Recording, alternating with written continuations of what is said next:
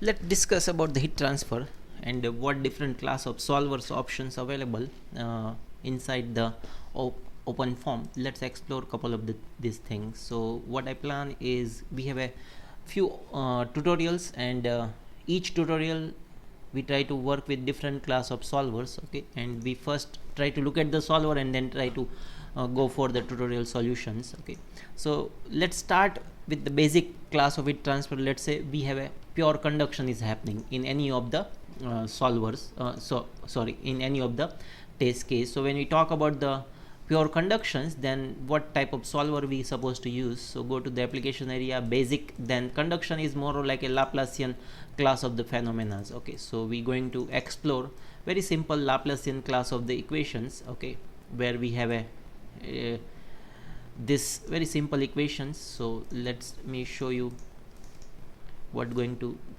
we try to solve this very simple equations. Okay, and idea is that let's say we have this class of domain. Okay, where we have at one place we have a heat flux, constant heat flux, and another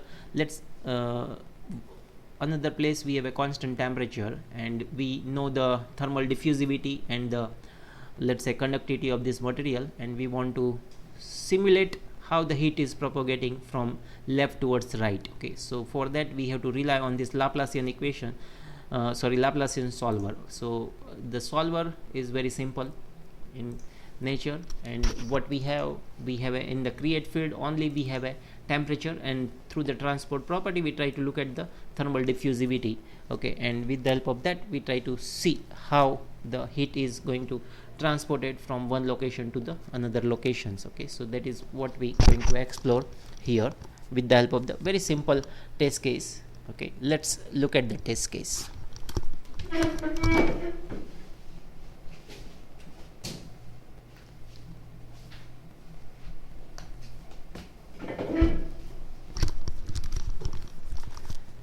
So this is our very simple test case. Okay, and what we're going to do, we try to explore two things.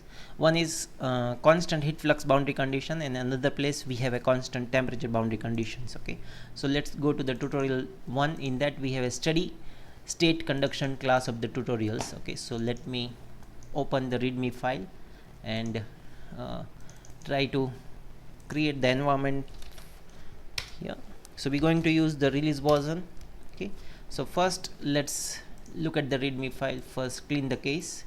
Okay, now let's generate the mesh and have an idea.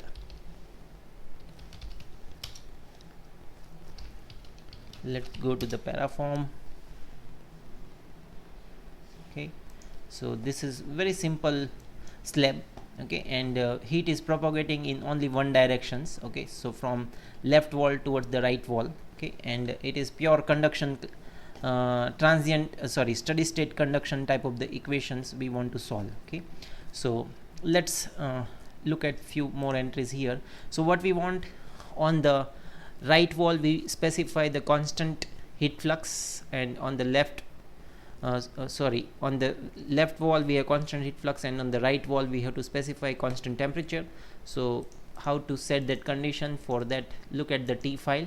Okay, on the left wall we say fixed gradient equal to 500, and on the right side we say fixed value equal to 295. Okay, so exactly what we want. Here we say fixed gradient equal to 500, here we say fixed value equal to 293. Okay, so that is what we specify, and let's say initialize with the uniform temperature. What else setting we required? Go to the constant folder, transport property, we require the thermal diffusivity. So exactly what we want is this thermal diffusivity 5.8 10 to the power minus 7. So that is what we specify here, thermal diffusivity. Okay, and K is redundant because with the help of the thermal diffusivity we are taking care of K over rho Cp. Okay, ideally if we see that way, and this is the domain size what we are looking at. What else we have? Inside the system folder we have these 3 files. Okay, so let's look at the control dict file. Laplacian solver we going to run for, let's say, 10 time step only. Okay, so that is steady state in nature. So scheme steady state we are looking at a scheme wise second order accurate center difference schemes. Okay, so and then solution wise only temperature, solver for the temperature, and non-orthogonal correction not required. Okay, so this is very simple test case. So let's now run this case, okay, with the help of the Laplacian equations. Okay, fine. So let's quickly simulate the case. Okay, so it is done.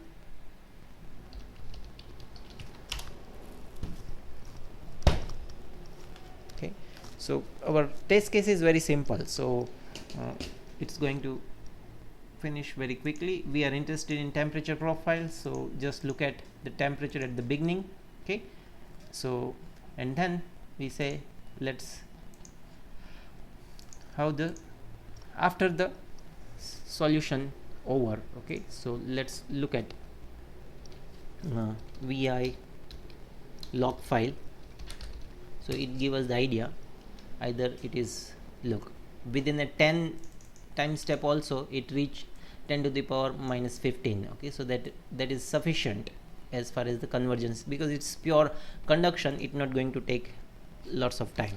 Okay, so again come back to the result area. Okay, so this is how we have a temperature distribution here. Okay, and let's see one more time. Okay, now if we want to look at the distribution, let's look at draw one line. It gives us the idea how exactly it's happened. Okay, so let's have a x. Okay, so this is how temperature distribution is look like. Okay, at the left wall it is high temperature, and at the right wall we have a 293 Kelvin we specified. Okay, so this is a very simple test case, and we are able to run very quickly with the help of the Laplacian form. Okay, because Laplacian form what we are solving is very simple equations. Okay, so diffusion of temperature, that's it. So it is purely diffusion class of the test case when we talk about the steady calculation. Now let's change little bit boundary conditions. In case of here constant temperature, let's apply some sinusoidal type of the variation. So we have a reference value equal to 293 plus 2 sine ft. So f is the frequency with which the temperature is going to oscillate over this one particular line. Okay, so let's look at how one can set very quickly. So again we go towards the Laplacian, and here we have a transient conduction type of the test case. What change you going to observe is only in the boundary condition area. Okay, so let's look at block mesh. Okay, it's done. So look at the boundary condition very quickly. Okay, let me close all the files what are not needed. Okay, so transport property files all are same. Okay, so here on the left side we have a gradient condition, but on the right hand side we say oscillating fixed value.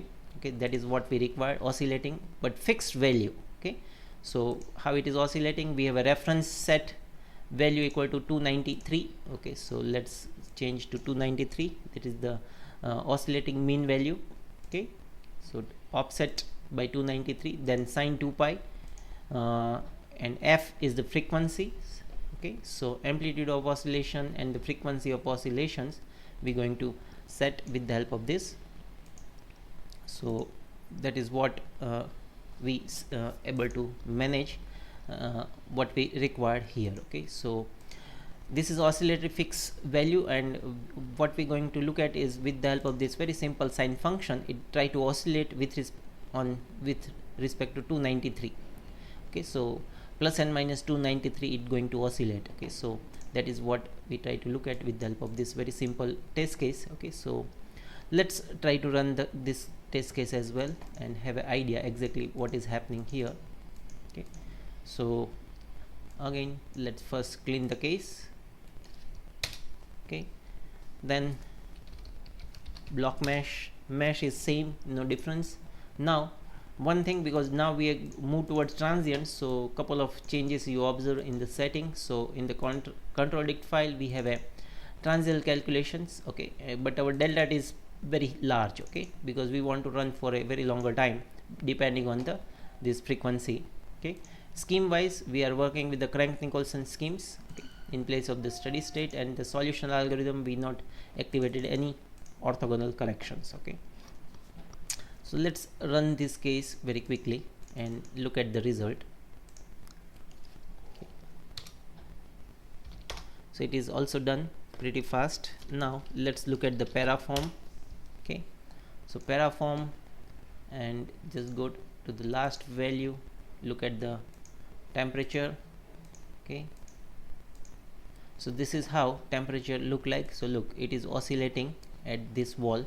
Now if we exactly want to look at how it is oscillating and all this thing, then let's explore this very nice way you can look at. It is called cell on.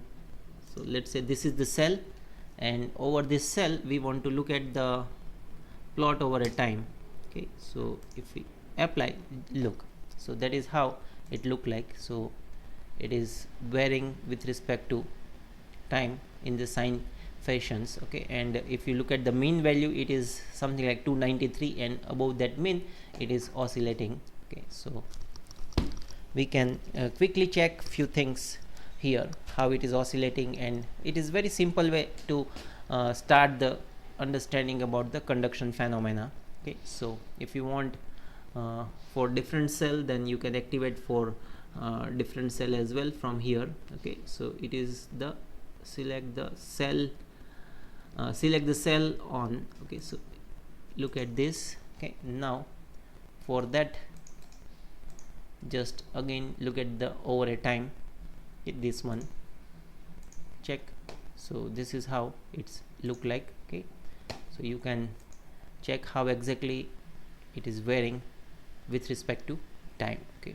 So again we simulated with the help of this Laplacian form, but this time we retain this term. In the previous case we have a steady state heat transfer. Now it is called the transient heat transfer, and what we change is just the one place we say oscillatory fixed value, and it try to work very nicely, okay. So this is very simple test case, and it is very easy to understand with for conduction class of phenomena.